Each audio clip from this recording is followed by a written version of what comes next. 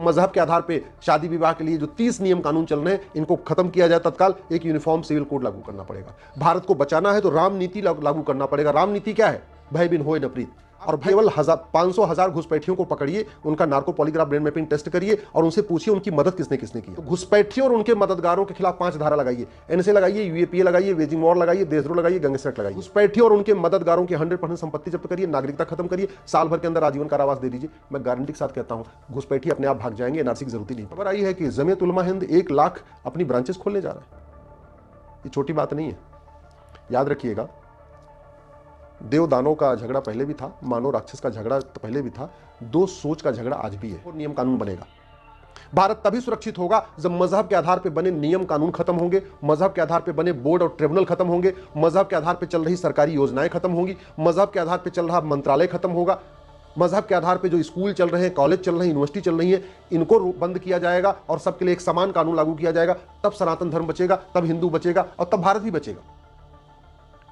सबसे पहली जरूरत है भारत में समान शिक्षा लागू किया जाए। इस राइट टू एजुकेशन को राइट टू इक्वल एजुकेशन किया जाए और कम से कम 10वीं तक सबकी समान शिक्षा हो। ये पहली रिक्वायरमेंट है। भारत का संविधान भी यही कहता है। भारत को बचाना है तो सबसे आवश्यक यह है, ये जो मजहब के आधार पर शादी विवाह के लिए जो 30 नियम कानून चल रहे हैं इनको खत्म किया जाए तत्काल। एक यूनिफॉर्म सिविल कोड लागू किया जाए। यदि भारत को बचाना है, भारत की संस्कृति को बचाना है तो ये जो 1861 का पुलिस एक्ट है इसको बदलना पड़ेगा। एक यूनिफॉर्म पुलिस कोड लागू करना पड़ेगा। एक यूनिफॉर्म जुडिशियल कोड लागू करना पड़ेगा। भारत को बचाना है तो राम नीति लागू करना पड़ेगा। राम नीति क्या है? भय बिन होए न प्रीत। और भय कैसे आएगा? कानून का खौफ कैसे होगा? कानून कठोर हो और सजा फटाफट मिले। फटाफट सजा कैसे मिलेगी? जब झूठ गंभीर अपराध होगा, झूठी जांच गंभीर अपराध होगी, झूठी शिकायत गंभीर अपराध होगी, झूठा मुकदमा गंभीर अपराध होगा, झूठ पकड़ने के लिए नार्को पॉलीग्राफ ब्रेन मैपिंग कानून होगा। कानून का खौफ तब पैदा होगा जब झूठे डॉक्यूमेंट बनवाना गंभीर अपराध होगा। आज की डेट में घुसपैठिए 2-2 हजार रुपए में Aadhaar, ration card, driving licence, voter ID, birth certificate सब बनवा ले रहे हैं। क्यों बनवा रहे हैं? क्योंकि झूठा डॉक्यूमेंट बनवाना गंभीर अपराध नहीं है और झूठा डॉक्यूमेंट बनाना भी गंभीर अपराध नहीं। सनातन धर्म तब बचेगा जब भ्रष्टाचार, कालाधन खत्म होगा। याद रखिएगा, बहुत बड़ा खतरा, जितना बड़ा खतरा जनसंख्या विस्फोट से है उतना ही बड़ा खतरा कालाधन हवाला भ्रष्टाचार से है। कालाधन हवाला भ्रष्टाचार खत्म हो जाएगा, घुसपैठ बंद हो जाएगी। कालाधन हवाला भ्रष्टाचार बंद हो जाएगा, विदेशी फंडिंग बंद हो जाएगी, धर्मांतरण रुक जाएगा। कालाधन हवाला भ्रष्टाचार बंद हो जाएगा, ड्रग कारोबार चल रहा है, नशा तस्करी, रुक जाएगी। कालाधन हवाला भ्रष्टाचार खत्म हो जाएगा।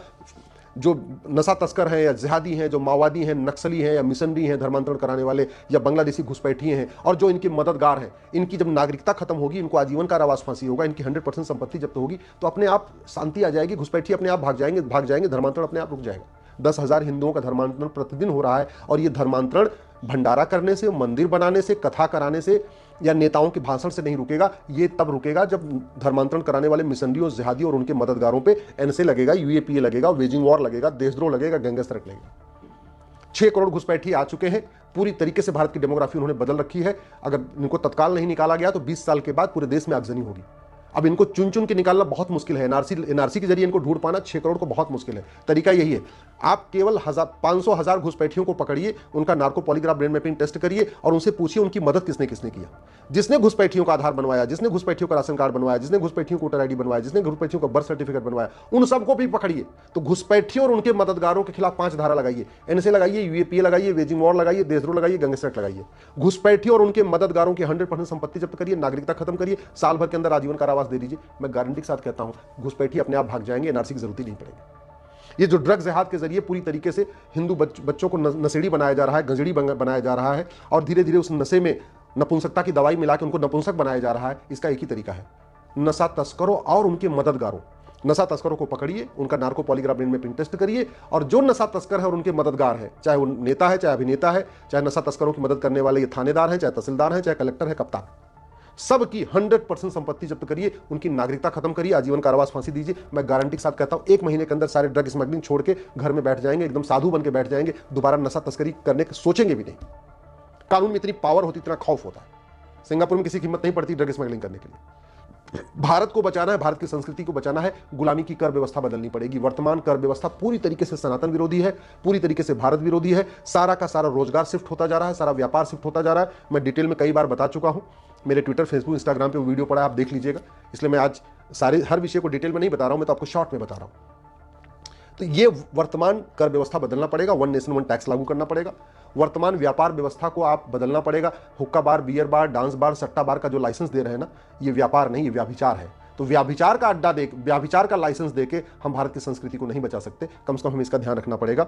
इसी तरीके से एक यूनिफॉर्म बैंकिंग कोड करना पड़ेगा। बहुत बड़ी मात्रा में विदेशों से फंडिंग आ रही है और वो केवल नक्सलियों, माओवादियों, जिहादियों मदद और उनकी मदद करने के लिए फंडिंग आ रही है। उसका एक ही तरीका है, एक यूनिफॉर्म बैंकिंग कोड लागू किया जाए, यूनिफॉर्म पॉपुलेशन कोड लागू किया जाए। भारत में इस समय 90,000 बच्चे पैदा हो रहे हैं, जिसमें हिंदू मात्र 45,000 पर डे पैदा हो रहे हैं। यानी पर डे 90,000 बच्चे में से हिंदू 45,000 बच्चे पैदा हो रहे हैं। तो आज की डेट में जो बच्चे पैदा हो रहे हैं उनमें जो रेशियो है 50-50 है, 80-20 नहीं है।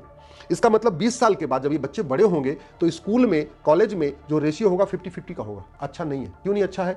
क्योंकि विदेशी पंथ मानने वाले वसुधैव कुटुंबकम को नहीं मानते।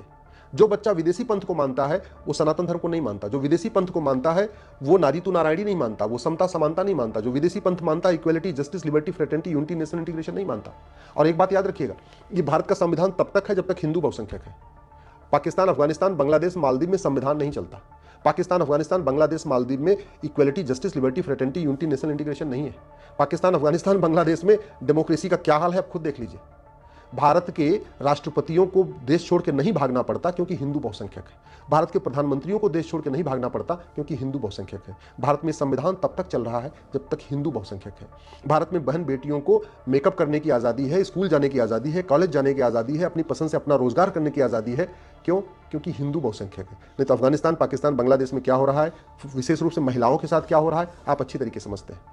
तो आपके पास दो रास्ते हैं, या तो दल गुलामी छोड़ दीजिए, पार्टियों की गुलामी छोड़ दीजिए, सच बात को बोलना शुरू करिए, सच बात को लिखना शुरू करिए, सच बात को बार बार उठाइए, अपने सांसद विधायक से मिलिए, उनको खतरे बताइए, समाधान बताइए। समाधान यही है, भय बिन होय न प्रीत। शिक्षा में संस्कार होगा, कानून का खौफ होगा, देश शांति होगी।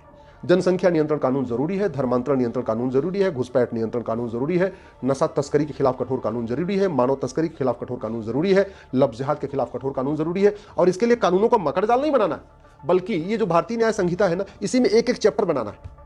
जैसे 6 करोड़ घुसपैठी आ चुके हैं, तो घुसपैठियों के लिए क्या करना, अलग से नहीं कानून बनाना, इसी में एक चैप्टर बना जोड़ देना है। उसका नाम होना चाहिए ऑफेंस रिलेटिंग टू इन्फिल्ट्रेशन। धर्मांतरण बहुत तेजी के साथ बढ़ रहा है, 10,000 हिंदुओं को पर डे धर्मांतरण हो रहा है। नया कानून नहीं बनाना, इसी भारतीय न्याय संहिता में एक चैप्टर जोड़ देना है, offence relating to conversion. Land जिहाद बहुत तेजी के साथ हो रहा है, अवैध निर्माण खूब हो रहा है, हाईवे किनारे, सड़क किनारे, जंगलों में, नदियों किनारे खूब अवैध निर्माण हो रहा है। तो क्या करना है, नया कानून नहीं बनाना, इसी में एक चैप्टर जोड़ देना है, offence relating to illegal encroachment. एक इसी में जोड़ना है, नया कानून नहीं बनाना। आपके जनसंख्या नियंत्रण के लिए क्या करना है, एक यूनिफॉर्म सिविल कोड बनाना है, उसी में एक चैप्टर रख देना है पॉपुलेशन कंट्रोल। तो मेरा यह कहना है कि जितनी समस्याएं हैं इनका समाधान कानून बना के ही हो सकता है। धर्म की जय करने से अधर्म का नाश नहीं होता, अधर्म का नाश करने से धर्म की जय होती है। गाय को रोटी खिलाना धर्म की जय करना है, गौ तस्कर को जेल में भेज देना अधर्म का नाश करना है। और जब तक आप गौ तस्कर को जेल में नहीं भेजेंगे तब तक गाय नहीं बचेगी, गाय को लाख रोटी खिलाते रहिए। इसलिए मैं कहता हूं, कथा कराना, मंदिर बनवाना, भंडारा करना, यह सब धर्म की जय करना है। लेकिन ये तो हमारे पूर्वज कर रहे थे। एक बार ये सोचिए कि जो आज आप काम कर रहे हैं, क्या आप पहली बार काम कर रहे हैं? क्या हमारे पूर्वज नहीं कर रहे थे क्या? अगर हमारे पूर्वज जो काम कर रहे थे वही आप भी कर रहे हैं, फिर तो हमारे पूर्वज खत्म हो गए तो आप भी खत्म हो जाएंगे। अगर हमारे पूर्वज अफगानिस्तान से खत्म हो गए वही काम करते हुए, और वही काम आप कर रहे हैं, तो आप भी खत्म हो जाएंगे। जो काम आप कर रहे हैं हमारे पूर्वज करते थे, फिर भी पाकिस्तान से अपना मकान, दुकान, खेत खलिहान छोड़ के भागना पड़ा, फिर तो आपको भी भागना पड़ेगा। लेकिन सवाल यह कि पाकिस्तान से भाग के तो भारत आ गए, अफगानिस्तान से भारत आ गए, बांग्लादेश से भारत आ रहे हैं, मालदीव से भारत आ गए। अब भारत छोड़ के कहां भागेंगे? कश्मीर छोड़ के दिल्ली आ गए, दिल्ली से छोड़ के कहां भागेंगे? बंबई छोड़ के कहां भागेंगे? कलकत्ता छोड़ के कहां भागेंगे? और जैसी खबरें आ रही है ना, जिस तरीके से आज तो एक खबर आई है कि जमीयत उलमा हिंद 1 लाख अपनी ब्रांचेस खोलने जा रहा है। ये छोटी बात नहीं है। याद रखिएगा, देव दानव का झगड़ा पहले भी था, मानव राक्षस का झगड़ा पहले भी था, दो सोच का झगड़ा आज भी है। बच्चा पेट में उसका कोई पंथ नहीं होता, बाहर आता है फिर वो या तो सनातनी होता है तो गैर सनातनी होता है। तो वो सनातनी, भारत के सभी बच्चे भारत को माने, भारत की संस्कार को माने, भारत की संस्कृति को माने, भारत की परंपरा को माने। उसका एक ही तरीका है कि जो बच्चा स्कूल में जाए सबसे पहले उसकी शिक्षा भारतीय शिक्षा हो। वो क्या रहा है, हम मुगलों के मदरसे आज भी कंटिन्यू किए हुए हैं, अंग्रेजों के मिशनरी स्कूल आज भी कंटिन्यू किए हैं, हमने उनको बदला ही नहीं, हमने तो राइट यूनिफॉर्म एजुकेशन सिस्टम लागू नहीं किया। और दूसरा, जो पहले विदेशी पंथ में चले गए हैं उनको घर वापसी के लिए कुछ व्यवस्था हो। भाई, जो कन्वर्ट हुए वो कैसे हुए? शासन ने उनको लालच दिया या धमकाया, मतलब साम दाम दंड भेद के कारण लोग कन्वर्ट हुए। तो घर वापसी भी शासन को ही कराना पड़ेगा। समाज ने पहले कन्वर्ट नहीं किया था, शासन ने कन्वर्ट किया था तलवार के दम पे, तो आज भी आपको घर वापसी कराने के लिए सरकार को कोई योजना लागू नहीं चाहिए। चाहे वो मुफ्त मकान की योजना हो, मुफ्त इलाज की योजना हो, मुफ्त पढ़ाई की योजना हो, और भी दुनिया भर की मुफ्त योजनाएं चल रही है ना, तो ये मुफ्त योजना उनको मिलनी चाहिए जो वापस घर वापसी कर रहे हैं, सबको नहीं मिलनी चाहिए। अगर मेरी बात ठीक लग रही हो तो इस वीडियो को अपने फेसबुक, ट्विटर, इंस्टाग्राम पे शेयर करिएगा और अपने सांसद और विधायक से मिलकर इस पर चर्चा करिएगा। और एक बात याद रखिएगा, यदि आप समाजवादी हैं तो लोहिया जी का सम्मान केवल हिंदू ही करते हैं, गैर हिंदू नहीं करते। आप गांधीवादी हैं तो इसको अच्छी तरीके याद रखिएगा, अब पाकिस्तान और बांग्लादेश में गांधी जयंती और उनकी गांधी जी की पुण्यतिथि कोई नहीं मनाता। भारत के 9 राज्यों में जहां हिंदू खत्म हो गए वहां भी कोई गांधी जयंती और गांधी जी की पुण्यतिथि नहीं मनाता। यदि आप राष्ट्रवादी हैं तो याद रखिएगा, राष्ट्रवाद वहीं तब तक है जब तक हिंदू बहुसंख्यक है। आप अंबेडकरवादी हैं तो इसको भी याद रखिएगा, बाबा साहब अंबेडकर की जयंती वही मनाते हैं जो हिंदू हैं, गैर हिंदू बाबा साहब को नहीं मानते। तो आप चाहे अंबेडकरवादी हैं, चाहे समाजवादी हैं, चाहे नेहरूवादी हैं, चाहे गांधीवादी हैं, चाहे राष्ट्रवादी, ये आप तब तक हैं जब तक हिंदू बहुसंख्यक हैं। हिंदू अगर कम हुआ, अगर हम घटे तो कटेंगे, ये 100% है, अब तक का पूरा इतिहास दिखा रहा है। मेरी बात ठीक लग रही हो, इस वीडियो को चिंतन करिएगा, सोचिएगा और इस पर अपने सांसद विधायक में से मिलकर चर्चा भी करिएगा।